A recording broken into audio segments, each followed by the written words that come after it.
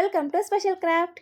இன்றைக்கான வீடியோவில் பார்த்தீங்கன்னா சும்மா ஒன்றும் இல்லை, ஒரு டெக்கரேட்டிவ் ஐட்டம் தான் வந்துட்டு எப்படி பண்ணுறது. அதுவும் வந்துட்டு இந்த பேப்பர் பேக் இருக்கும் இல்லையா, ஸோ அதை நம்ம வேஸ்ட்டாக போடுறதுக்கு பதிலாக அதை வந்துட்டு சும்மா நம்ம இன்னொரு சிம்பிள் வேலை ட்ரை பண்ணி பார்க்கலாம் அப்படின்னு தோணுச்சு. ஸோ அதை வச்சு தான் நான் இன்றைக்கி வந்துட்டு ஒரு சூப்பரான சிம்பிளான ஒரு கிராஃப்ட் பண்ண போகிறோம். ஸோ அதுக்கு நான் ஃபர்ஸ்ட் பார்த்தீங்கன்னா இந்த ஒரு பேப்பர் பேக் எடுத்து வச்சுக்கிட்டேன். அதில் வந்துட்டு இந்த கீழே இருக்கிற பாட்டை மட்டும் அப்படியே தனியாக எடுத்து கட் பண்ணி வச்சுட்டு, அண்ட் மேலே இருக்க போர்ஷன் வந்துட்டு அது கொஞ்சம் தின்னாக இருக்கும். ஸோ அதை வந்துட்டு ஒரு சைடாக எடுத்து வச்சுட்டு, கீழே இருக்கிற அந்த போர்ஷன் பார்த்தீங்கன்னா கொஞ்சம் டபுள் லேயராக இருக்கும். ஸோ அதில் மட்டும் என்ன பண்ணால் இந்த மாதிரி ஏதாவது இந்த டப்பா மூடி இருக்கும் இல்லையா, அதை வச்சு இந்த மாதிரி ரவுண்டாக கட் பண்ணி எடுத்துக்கிட்டேன். ஸோ இந்த மாதிரி பார்த்தீங்கன்னா 2 பீஸ் ரெடி பண்ணி வச்சிட்டேன். இன்கேஸ் இந்த மாதிரி திக்கான பேப்பர் இல்லைன்னா ஒன்றும் பிரச்சனை இல்லை, நம்ம ஒரு பேப்பர்லேயே அதுக்கு மேலே இன்னொரு பேப்பரை வந்துட்டு ஒட்டி விட்டோம்னா அதுவே கொஞ்சம் நமக்கு திக்காக இருக்கும். ஸோ அதே மாதிரி பார்த்தீங்கன்னா 2 இது நான் ரெடி பண்ணி வச்சுக்கிட்டேன். அதுக்கப்புறம் நம்ம என்ன பண்ணால், நம்ம ஓரம் கட்டி வச்சுருந்தோம் இல்லையா ஒரு பேப்பர் பேகு, ஸோ அதுலேருந்து ஒரு போர்ஷன் வந்துட்டு இந்த மாதிரி கட் பண்ணி எடுத்துட்டேன். அண்ட் இதில் பார்த்தீங்கன்னா ஜஸ்ட் ஒரு 0.5 அப்படிலாம் 0.6 சென்டிமீட்டர் தான் இருக்கும்னு நினைக்கிறேன். அதில் பார்த்தீங்கன்னா 15 ஸ்ட்ராண்ட்ஸ் வர மாதிரி நான் இந்த மாதிரி கட் பண்ணி எடுத்துட்டேன். சும்மா வந்து ஒரு 11 சென்டிமீட்டர்லாம் 12 சென்டிமீட்டர் வர அந்த பேஸ்கெட் மாதிரி வந்துட்டு பண்ணலாம் அப்படின்னு தான் தோணுச்சு.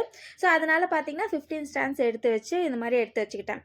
அதுக்கப்புறம் நம்ம என்ன பண்ணால், இதுவுமே கொஞ்சம் ஸ்ட்ராங்காக இருக்கணும். அதுக்காக என்ன பண்ணால், ஒரு ஸ்டாண்டுக்கு மேலே இந்த மாதிரி வந்துட்டு இன்னொரு ஸ்டாண்டை ஒட்டி வச்சுக்க போகிறேன். ஸோ அதுக்காக என்னென்னா ஃபெவிகால் எடுத்துகிட்டு அது மேலே க்ளூ போட்டு ஒட்டிவிட்டு ஒன்றுக்கு மேலே ஒன்று இந்த மாதிரி வந்துட்டு நம்ம பேஸ்ட் பண்ணி விட்டோம்னா நமக்கு அந்த பேஸே பார்த்திங்கன்னா கொஞ்சம் நல்லா திக்காக இருக்கும். ஸோ இதே மாதிரி நான் வந்துட்டு 15 ஸ்ட்ரிப்ஸ் வந்துட்டு ரெடி பண்ணி வச்சுக்கிட்டேன். ஸோ இப்போ தான் வந்து நம்மளோட மெயின் ப்ராசஸே ஆரம்பிக்க போகுது. ஸோ நம்ம ஆல்ரெடி அந்த ரவுண்ட் இது ரெடி பண்ணி வச்சுருந்தோம் இல்லையா, அதில் பார்த்திங்கன்னா ஃபெவிகால் வந்துட்டு ஃபுல்லாக சுற்றி கம்மை க்ளூ பண்ணிவிட்டு, அதுக்கப்புறம் நான் இங்கே ரெடி பண்ணி வச்சுருந்த அந்த 15 ஸ்டாண்ட்ஸையும் பார்த்திங்கன்னா இந்த மாதிரி 3 இதாக டிவைட் பண்ணதுக்கப்புறம் நடுவில் பார்த்திங்கன்னா ஒரு 4 ஸ்ட்ரிப்பு வந்துட்டு ஸ்டிக் பண்ணி வச்சுக்கிட்டேன். வீடியோவில் ஷோ பண்ணியிருக்கிற மாதிரி அழகாக பொறுமையாக பண்ணோன்னா அழகாக இந்த ஸ்பைடர்மேன் வலை பண்ணுவாங்கள்ல அந்த மாதிரியே இருக்கும். ஸோ இது பார்க்கவும் லைட்டாக அந்த சன் அந்த மாதிரி இருந்துச்சு.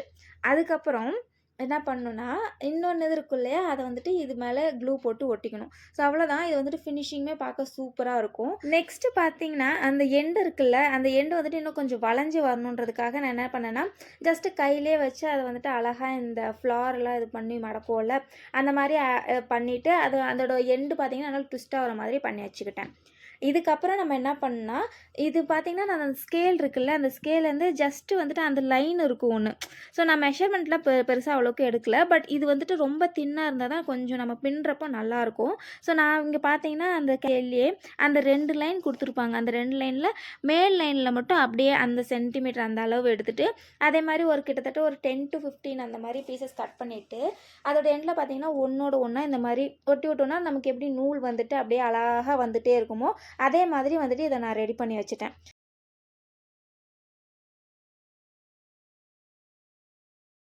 அப்புறம் என்ன, நூல் கண்டு நம்ம இப்படி சுற்றுவோம்ல, அதே மாதிரி நான் இங்கே சுற்றி ஒரு கண்டு மாதிரி எடுத்து நல்லா சுற்றி எடுத்து வச்சுக்கிட்டேன்.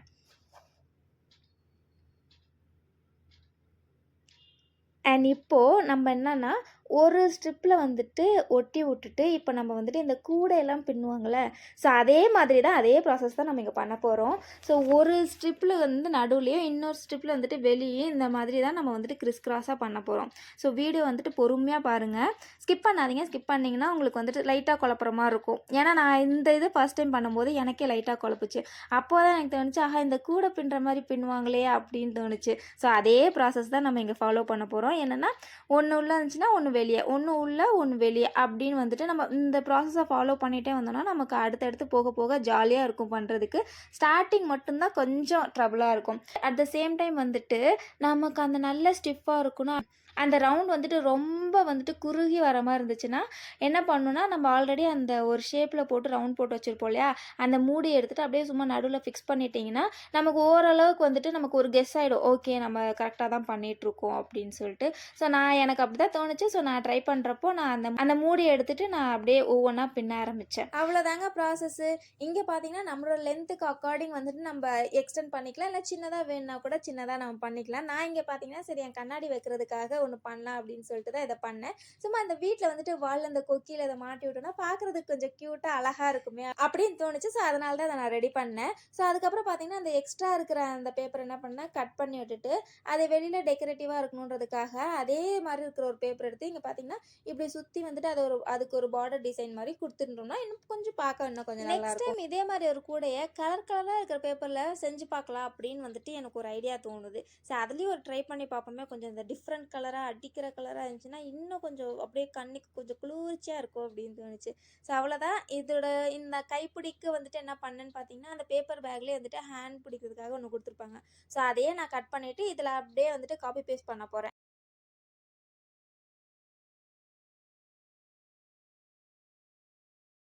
சைடில் பார்த்தீங்கன்னா க்ளூ போட்டுட்டு அதில் எப்படி வந்துட்டு ஒரு பேப்பர் போட்டு அதுக்கு பேலன்ஸ் கொடுத்துருந்தாங்களோ அதே மாதிரி நானும் இங்கே அதுக்கு பேலன்ஸ் கொடுக்குற மாதிரி ஒட்டி விட்டேன்.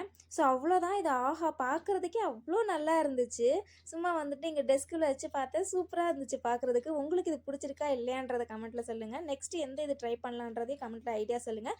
வீடியோ பிடிச்சிருந்தா லைக், ஷேர், சப்ஸ்கிரைப். டாடா பாய்.